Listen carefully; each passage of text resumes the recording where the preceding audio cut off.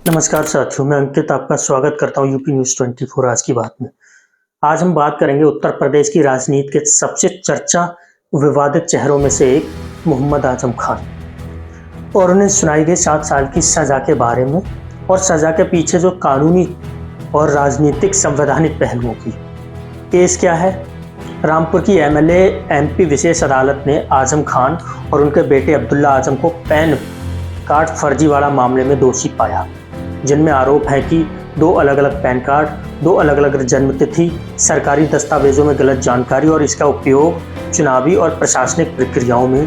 Court ने IPC की जिन धाराओं में सजा सुनाई है वो है 420 धोखाधड़ी, 467 गंभीर जालसाजी, 468 धोखा देने के इरादे से जालसाजी और 471 फर्जी दस्तावेज का उपयोग और 120 भी साजिश। ये सभी धाराएं गंभीर अपराध की श्रेणी में आती हैं, जिनमें लंबी सजा का प्रावधान है। हालांकि उन पर और भी कई सारे केस हैं। इनमें जमीन हड़पने के मामले भी हैं। इनमें इसके अलावा चोरी, धोखाधड़ी, फर्जी दस्तावेज और बाल यौन उत्पीड़न जैसे गंभीर आरोप भी शामिल हैं।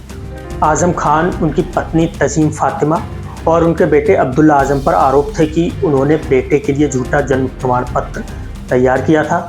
आजम खान जौहर यूनिवर्सिटी से जुड़े मामले पर भी काफ़ी चर्चे में रहे हैं। उन पर यूनिवर्सिटी के ज़मीन को अवैध तरीके से कब्जा करने का आरोप है। इसके साथ साथ मनी लॉन्ड्रिंग की जांच भी हुई है। प्रवर्तन निदेशालय ईडी ने इस मामले में केस दर्ज किया था।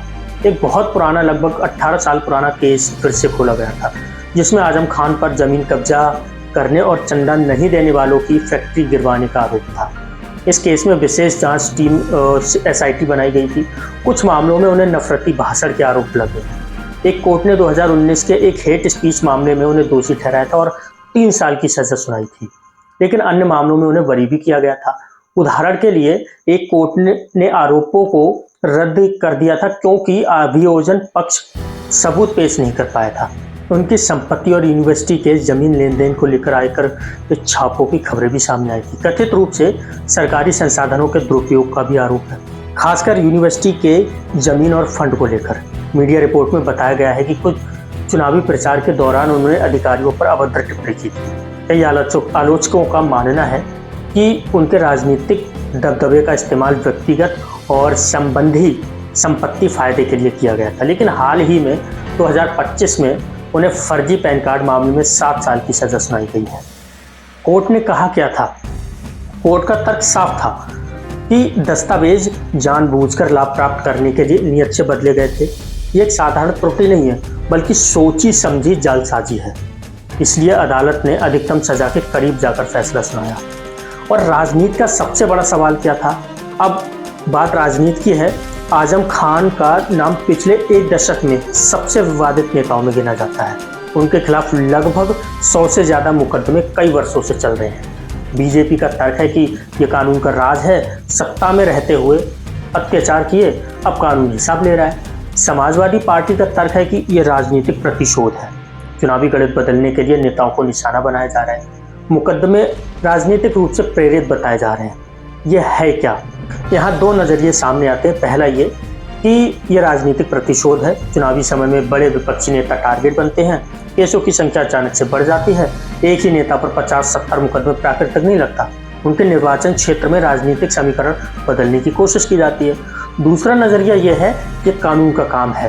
कोर्ट ने सजा दी है, सरकार ने नहीं। सबूत दस्तावेजी थे, पैन कार्ड और बर्थ सर्टिफिकेट, सरकारी रिकॉर्ड। केस 2019-20 में दर्ज हुआ था, प्रॉपर जांच हुई। अदालत ने कहा यह गंभीर धोखाधड़ी है। यह मामला 2 बड़े सवाल उठाता है। पहला ये कि क्या राजनीतिक नेताओं को जेल भेजना लोकतंत्र को मजबूत करता है? बिल्कुल, जब गलत करते हैं तो सजा मिलनी चाहिए। यह रूल ऑफ लॉ का सिद्धांत भी है।